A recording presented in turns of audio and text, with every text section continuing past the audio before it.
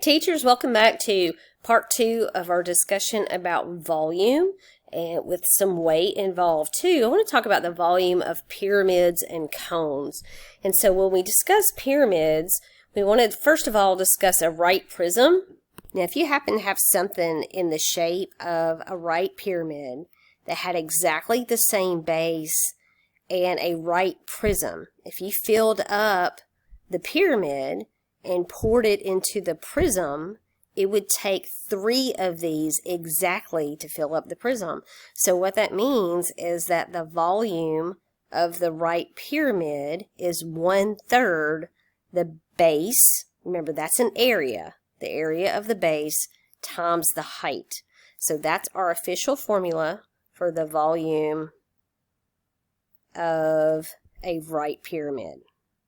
A cone works very similar, okay? So again, if you have a right circular cylinder, okay, empty, and you had a right circular cone with exactly the same size base and exactly the same height, if you were to take, for instance, sand or water and fill up that cone, it would take exactly 3 of them to fill up the cylinder. That gives us the formula that the volume of a circular cone, a right circular cone, is 1/3 base times height. So that's 1/3. Now the base, the area of the base is a circle, so that's going to be pi r squared times the height. So these are the formulas we're going to use. I tend to think about it this way.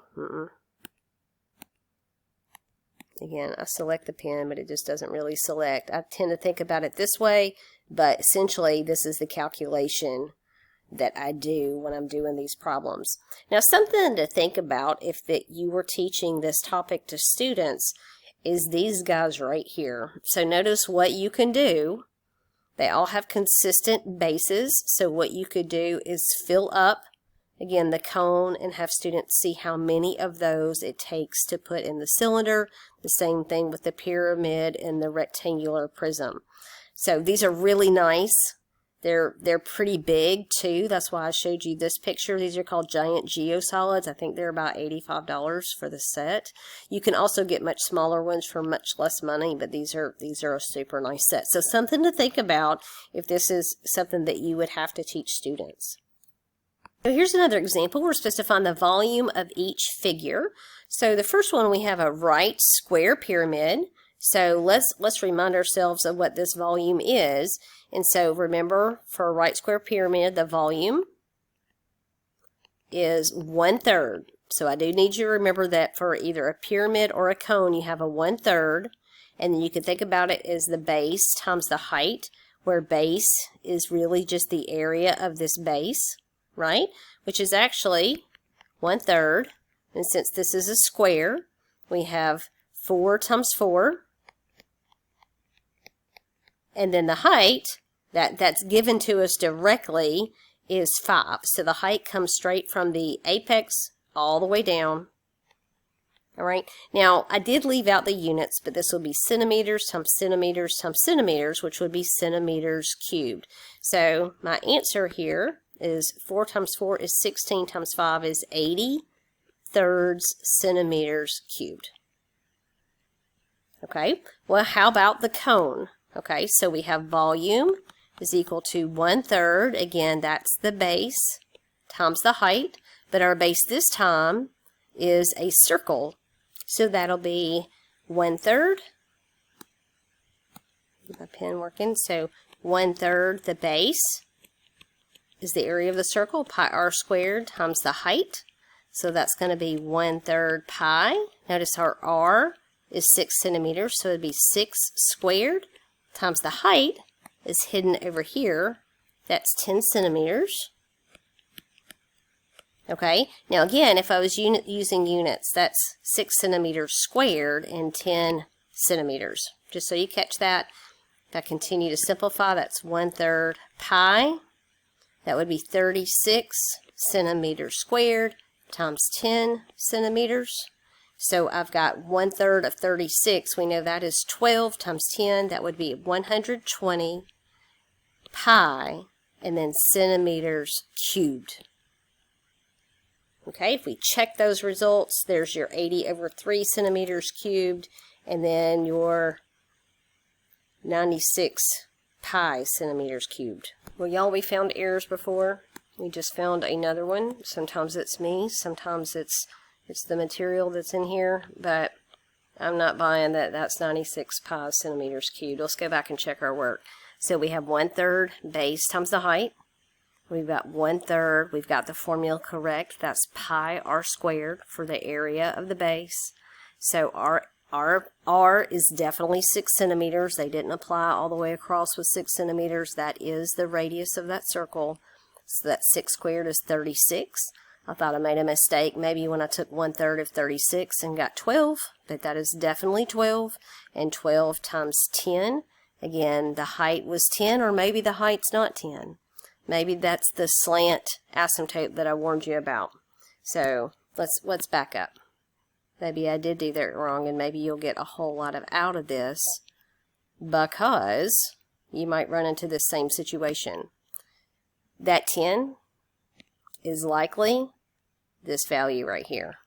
Okay, so we were good with the 6, but we don't need the slant line. We need the height of the cone. How could we find that? Okay, so you have 6 squared plus h squared is equal to 10 squared, right? So that gives me 36 plus h squared is equal to 100. When I subtract 36 from both sides, I get 64, and that means my height is the square root of 64, which is 8 units. Now let's go back to our formula. That's 1/3, and then we have pi r squared, so 6 centimeters squared, times our height, which is not 10 centimeters, it is 8 centimeters. Be very, very careful about that, and I'll try to be more careful in the future. So this is going to be 1/3 of, this is 36, that is still 12, times pi, times 8, and then that is centimeters to the 3rd power, because that's centimeter squared times centimeters, and that does give us our answer. And they were right, and I was wrong because I did not pay attention to the diagram close enough. So when I go back over here, I'm going to redeem that answer, and that is completely correct. Alright, so find the volume of the pyramid represented by the net shown. Each triangle is an equilateral. Okay, so remember, a net, picture that like a piece of cardstock that you could fold up and get a pyramid. I think you could clearly see you could fold these lines, and that would fold up into a pyramid. It helps a lot to know that these are equilateral triangles. Alright, so if that's 10 and this is equilateral, then that means that is 10 centimeters and that is 10 centimeters as well. And I'm supposed to find the volume. Now remember, the volume of a pyramid, let's write the formula down. Volume equals 1/3 the area of the base times the height. Now, do we have the information do we need? Do we need to find some information in between, kind of like that last problem I had to revisit? Well, the area of the base is pretty clear. So right in here, we know that that area of this base is just a square. Okay, so it's 10 by 10 by 10 by 10. So the area of the base is just 10 times 10 is 100. So right now we have volume is 1/3. I'm just going to put 10 times 10. But what about the height? So you fold these triangles up. We need to know how tall this is. Okay, now picture the triangle that's going to come straight up. It's going to have a leg that's halfway across. Okay, so there's my leg. It's going to be 5 centimeters, right? So halfway across. And then when this angles in, it's going to come up like this, okay? And we're looking for height. How am I going to find that information right there? How long is that line? Well, wouldn't it be the same length as the height of that triangle? That's going to be that length right there. So how are we going to find that? Well, before we get there, let's think about just this triangle. Right, now this is what kind of triangle is this? So we've got a 90, that was a 60 because it was an equilateral triangle. We divided it in half, so that's a 30 degrees right there, and this guy is 60 over here. So this is one of those standard 30, 60, 90 triangles. We know this base is 5. Remember, the hypotenuse is double of that, so this is 5 square root of 3. Right there is 5 square root of 3. Those are those relationships. You could also use the Pythagorean theorem, so don't feel like you had to know that relationship to get it done. It would be 5 squared plus, this is another leg, I'm just going to put h squared is equal to 10 squared. So we have 25 plus h squared is equal to 100. It gives me h squared is equal to 75. Right? I simplify that. So h is equal to the square root of 75. Okay, which is 5 square root of 3 when you simplify that. So again, we know that this is 5 square root of 3. So now I've got to find the height. All right, so I'm going to come over here far right and do this. So I've got to use the Pythagorean theorem again. So I've got 5 squared plus the height squared. Probably shouldn't have called that height over there, but it's like altitude. We should have called it A. I think that would have made more sense. All right, so height squared is equal to 5 square root of 3 squared. Again, Pythagorean theorem. 5 squared plus the height squared is 5 square root of 3 squared. So this is 25 plus h squared. When I square this product, I square each part separately. So 5 squared is 25. Square root of 3 squared is times 3. So now I get h squared is equal to, this is 75 minus 25 is 50. So h is the square root of 50. Now if you were with me, remember we were right here. Okay, I'm highlighting that in green. Let's go back to that point. So that gives me 1/3. 10 times 10 is 100. And the height was the square root of 50. And so now I just need to simplify that. And remember, that is centimeters cubed. Let's don't forget about our units. So 1/3 times 100 is 100 thirds. And I can rewrite the square root of 50 as the square root of 25 times 2. And we know the square root of 25 is 5. So I'm going to have 100 thirds times 5 square root of 2 centimeters cubed. And finally, that gives me 500 thirds square root of 2 centimeters cubed. That's an exact answer. Now, if you needed that rounded, we have 500 divided by 3 times the square root of 2. So that gives me 235.7 centimeters cubed. And when I check their work, that's exactly what we have. Now, we want to talk about the volume of a sphere. This is a very interesting story this picture is trying to depict. First of all, take a look at the formula. The final outcome is what I really need you to know here. So the volume of a sphere is 4/3 pi r cubed. Now, that can be proven using some calculus ideas. So we don't really want to do that in this class. That goes a little beyond what we're trying to really focus on here. But a way to think about it that the textbook says is you can take this shape, okay? So it is a cone, all right, but not a real cone. It's a pyramid, really.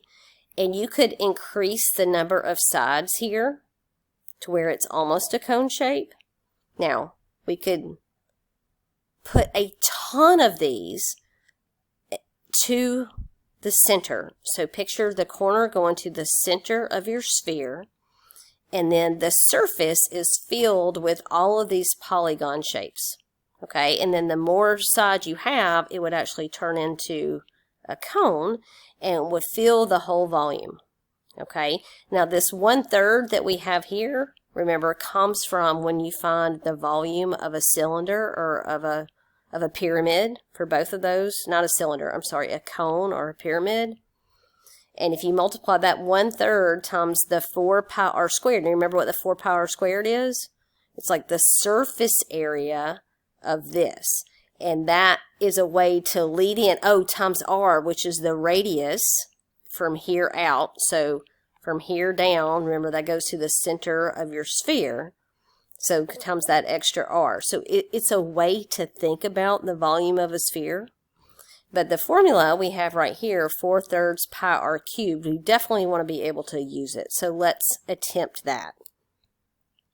So find the volume of a sphere whose radius is 6 centimeters. So again, once again, the formula is volume of a sphere is 4/3 pi r cubed. So let's plug in. Volume is 4/3 pi, and then our r is given to us directly, so that's 6 centimeters, all cubed. Okay, so that's volume is equal to 4/3 pi. We know 6 cubed is 216, centimeters cubed is centimeters cubed. And we're going to multiply 4 times 216 and divide by 3.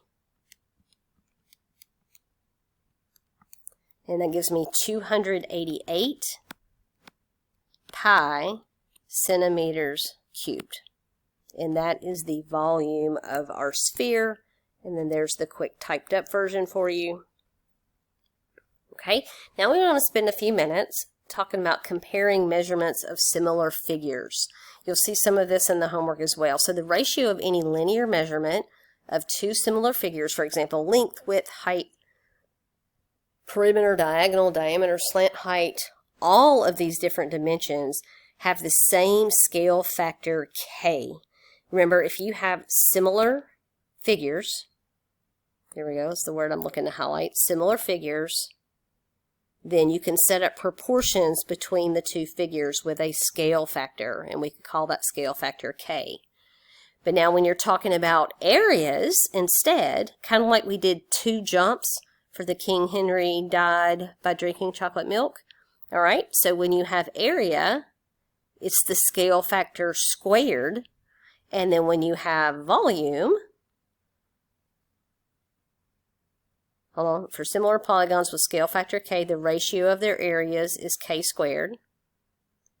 Okay, that says the same thing twice. And then we go to the next page. There's the volume that I was looking for. So if the scale factor of two similar figures is K, then the scale factor of the areas or surface areas is K squared. Okay, again, that's kind of a re-say. So surface areas is area, right? That's K squared. Come on, pen. There we go. And the ratio of the volumes is, as you might have expected, K to the 3rd power. So again, all the regular dimensions is just whatever the scale factor is. If you're talking about surface area, you would have to square that scale factor. And if you're talking about volume, you would have to cube that scale factor. All right, so how does the surface area of a sphere 10 inches in diameter compare with the surface area of a sphere 5 inches in diameter? So notice the measurement that you're given is diameter. So you've got a 10-inch diameter compared to a 5-inch diameter. So let's write that down. So 10-inch diameter compared to a 5-inch diameter. Okay, now you could reduce that comparison. That's like a 2-to-1 situation, but since you're dealing with diameter, that's just a scale factor of 2. But now suddenly you want to talk about surface area, right? Surface area is a squared. So you would square each one, 2 squared compared to 1 squared. That would give us a comparison of 4-to-1. So the the surface area of the 10-inch figure will be 4 times the surface area of the 5-inch diameter figure. Does that make sense? And if it was volume, you would cube it.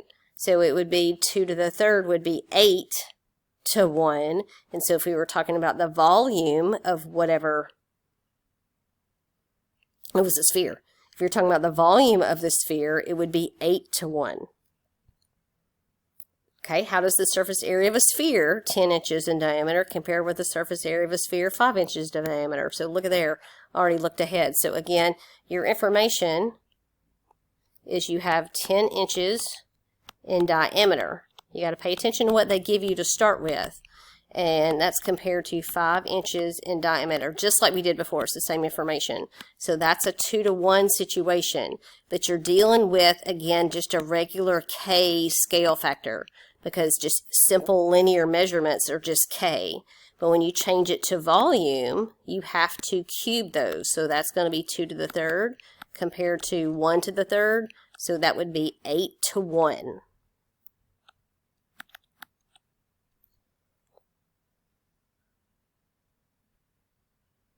Oh, and here it is just spelled out in detail for us. The ratio of surface areas is 2 squared or 4. And so the 10-inch sphere has 4 times the surface area. We said that already. And then now we're doing the volume. I should have just walked through these one at a time. I went ahead and solved it for you. So 2 to the third is 8. And then the 10-inch sphere has 8 times the volume of the 5-inch sphere. All right, now let's talk about mass for a minute. So mass is a quantity of matter. Weight is a force exerted by gravitational pull. So mass is really how much something takes up, okay? Whereas weight takes in mind the gravitational pull. Gram is a fundamental unit of mass in the metric system. So here we go again. We're dealing with the metric system. And so we can use our fun conversion. I remind you up here at the top, King Henry died by drinking chocolate milk. This all works for mass as well. And the basic unit, again, we said was grams.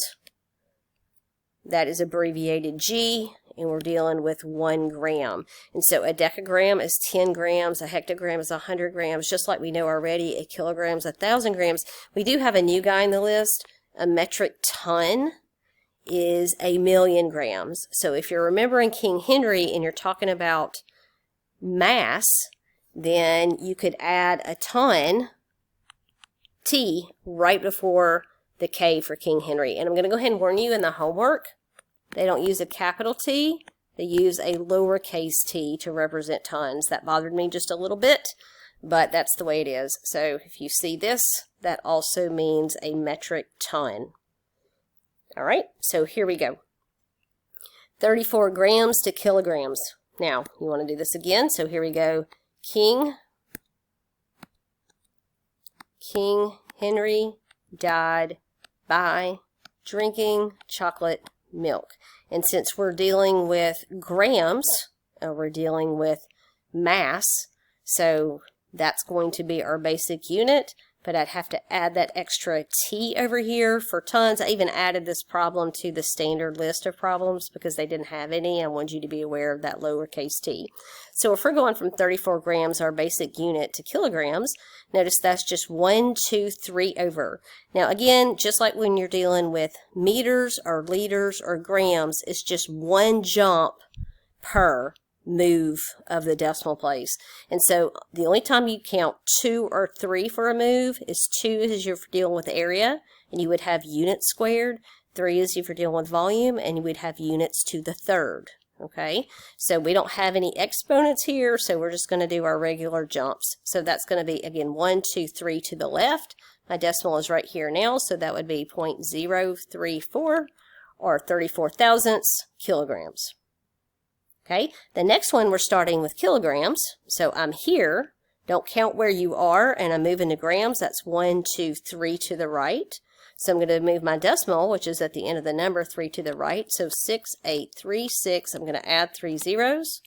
So it turns out we have 6,836,000 grams. All right, and now how about the kilograms to tons? So that's just 1 jump to the left. But you know what? It's not as simple as that. Let's go back and look at our list.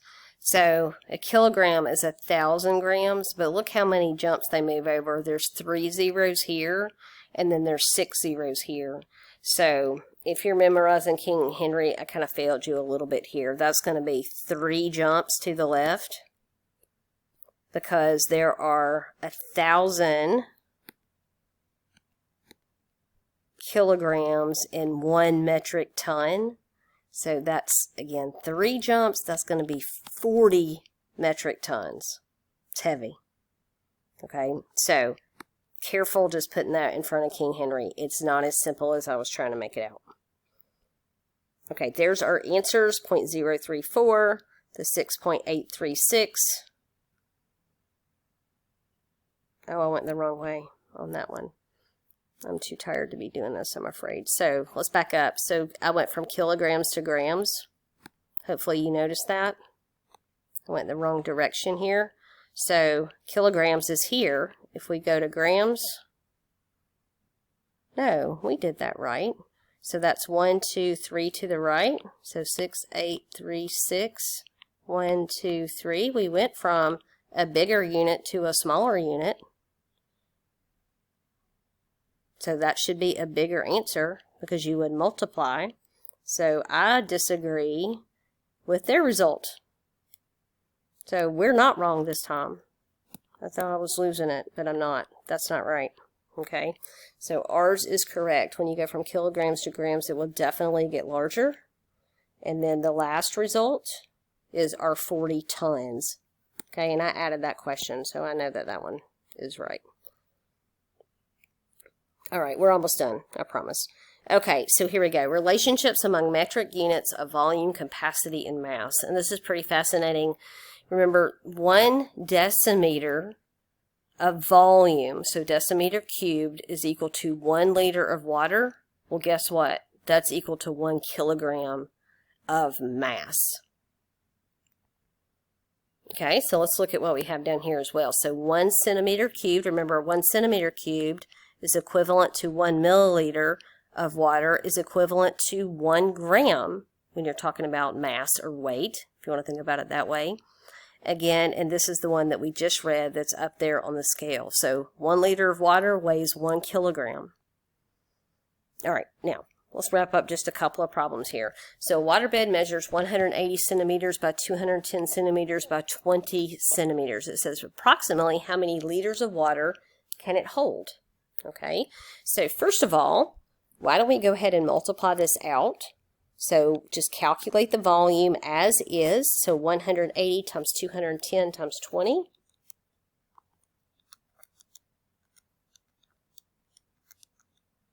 I just multiplied those together and I got 756,000.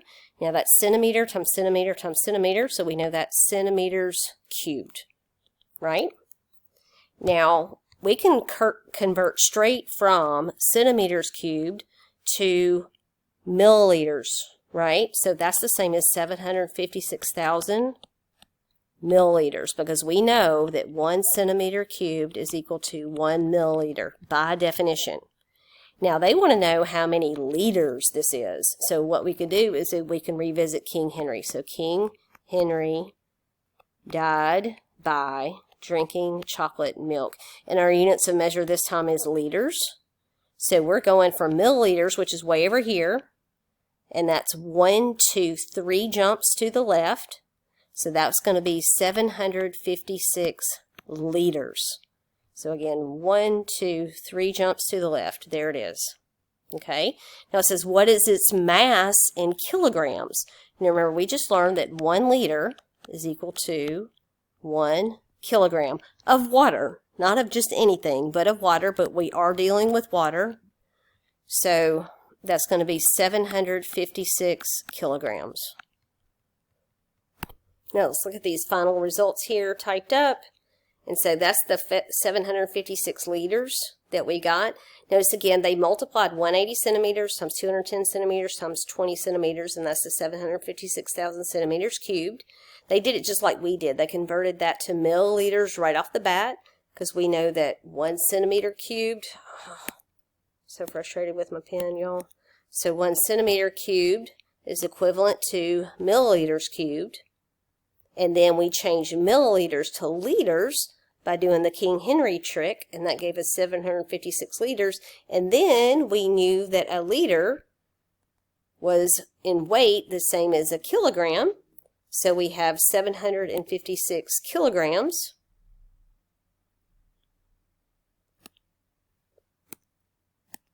Again, my pens are failing me. I think everything is failing me now. There we go, 756 kilograms. Now, they went ahead and converted that to metric tons. So remember the trick. Maybe this will help you remember, because I messed up earlier and tried to put it on King Henry, but it didn't work out because it's 3 jumps over like volume is. And so that's 0.756, but I didn't do that because they didn't ask for that. So that's just kind of a bonus question there for you. Now that's my last problem, but I did want to show you a couple of things to help you with the homework. I found homework problems that wanted you to know that 1 pound is 16 ounces. I think a lot of you are very comfortable with that, but you might not be aware that 1 kilogram is 2.205 pounds. So let's say, for instance, let's just make up a problem and then call it a day.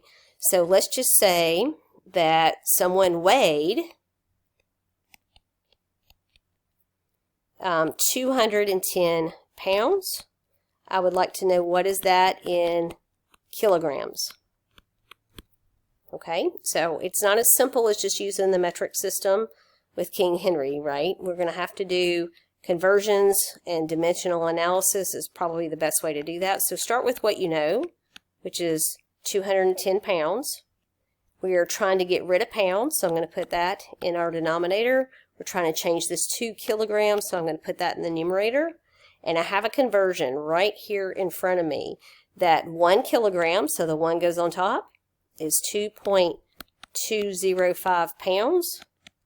And then when I multiply 210 times 1, that's 210.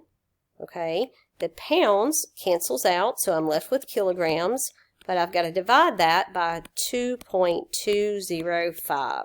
And I do that in my calculator. So that's going to be 210 divided by 2.205, and my final result would be 95. Now, how far do I want to take it out? I had 3 significant digits here, so let's just take that out in one spot.